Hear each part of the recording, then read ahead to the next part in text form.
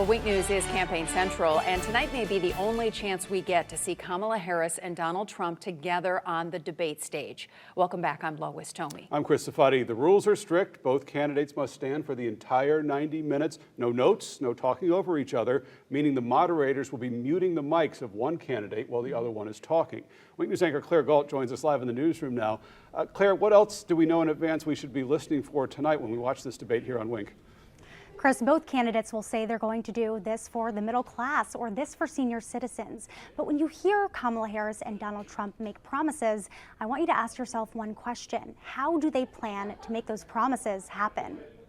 Donald Trump and Kamala Harris have never debated, never stood on the same stage. That changes tonight in Philadelphia, the largest city and the most vital of battleground states. UCF political scientist Aubrey Jewett told me he expects the moderators will press both candidates on policy.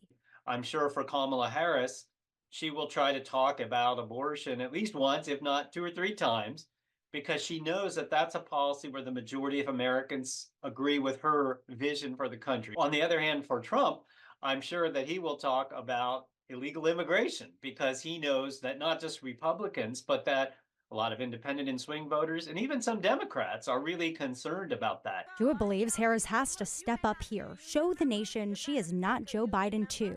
The vice president recently added a policy page to her website after the Trump campaign repeatedly slammed her for not having one. A lot of voters don't really know her, so this debate is her best opportunity to introduce herself to the voters. Jewett told me this is the former president's best chance to connect Harris to Biden and the spike in cost of living while they've been in office. Jewett said he expects the former president will do that by, in part, focusing on Harris's record, or what Trump calls her lack of one. So if you don't like immigration and policy and the way things have gone over the last few years, blame her. I'll do something different.